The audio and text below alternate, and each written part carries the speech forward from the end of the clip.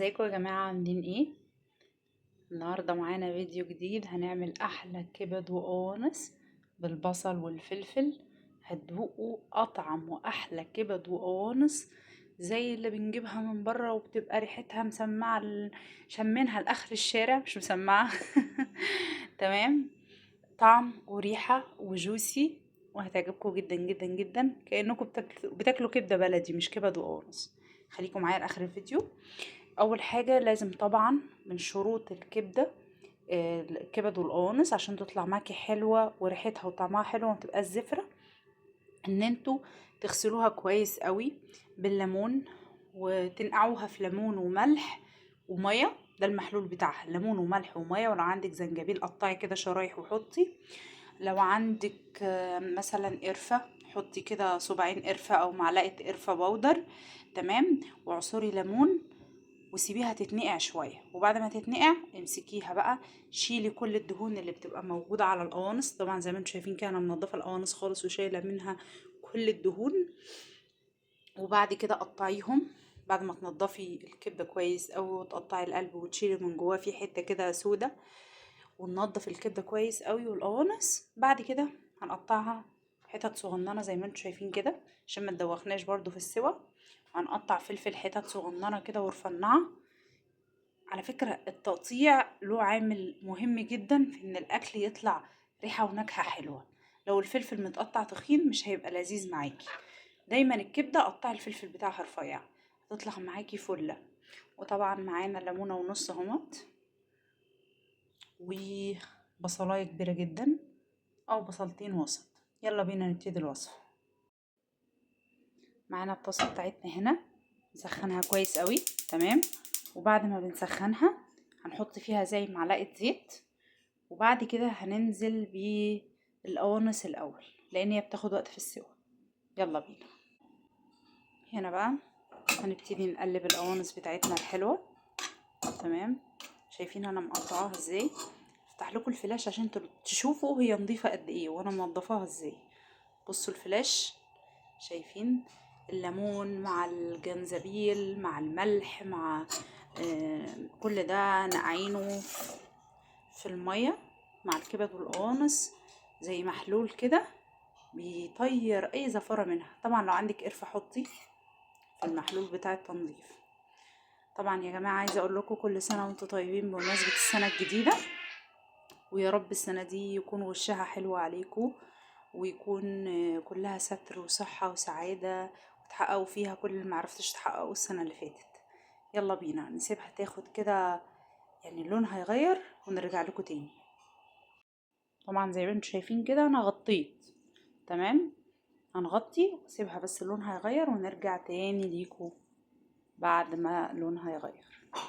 طبعا زي ما انتم شايفين كده حطيت شوية فلفل اسود، ومعايا هنا بهارات فراخ هحط منها شوية. وبعد كده هضيف البصل. انا هنا ضفت البصل.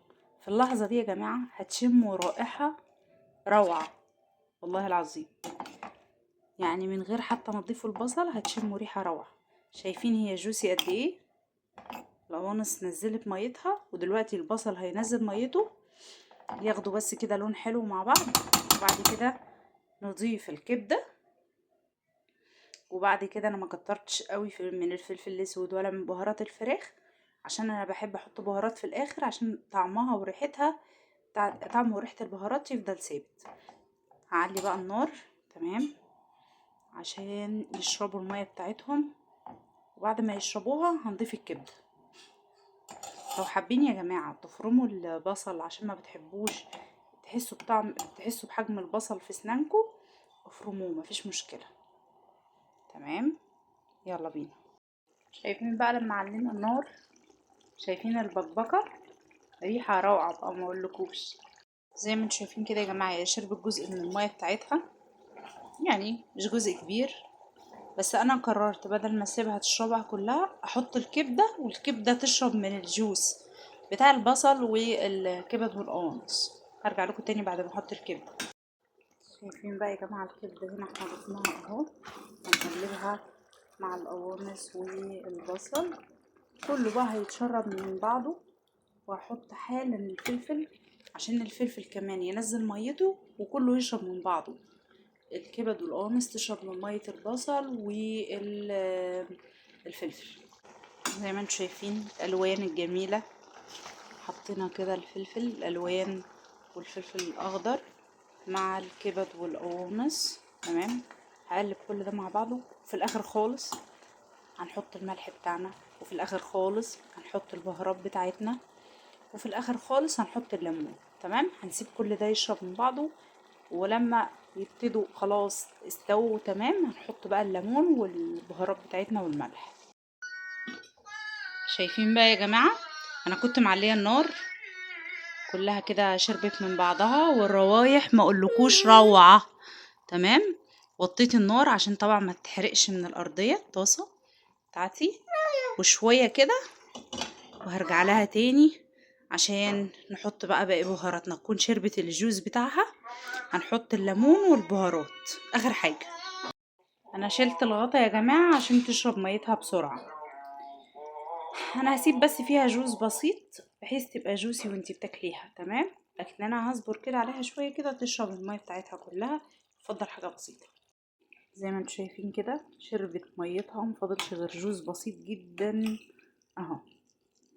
هنحط دلوقتي بقى ايه الليمون، نعصر كده الليمونه ونص بتوعنا وارجع لكم تاني. كده انا حطيت ملح وفلفل اسود وبهارات فراخ بعد ما عصرت الليمون، وهقلب كل ده مع بعضه. وشم يا ستي كل الروايح بقى، والله العظيم ولا اروع. بصوا شايفين جوسي ازاي وحلوه ازاي. هنعلي النار بقى شويه، ندي كده الكبد والقوانص والفلفل والبصل لسعه كده حلوه ونرجع لكم. شايفين بقى الجمال والحلاوه. انا عليت هنا النار على فكره، انا حطيت بشرت كده بلح جوز الطيب لو تاخدوا بالكم. شايفين الجوس زي بتاعه المحلات اللي بنجيبها من بره ولا لا؟ والله العظيم اجمل واطعم واحلى كبد وقوانص هتعمليها بجد. شايفين الجمال والحلاوه. وبكده تكون الوصفه بتاعتنا خلصت. اشوفكم على خير، مع السلامه. متنسوش اللايك والاشتراك في القناه، انا يعني ثانيتين وهطفي عليها. مع السلامه، باي.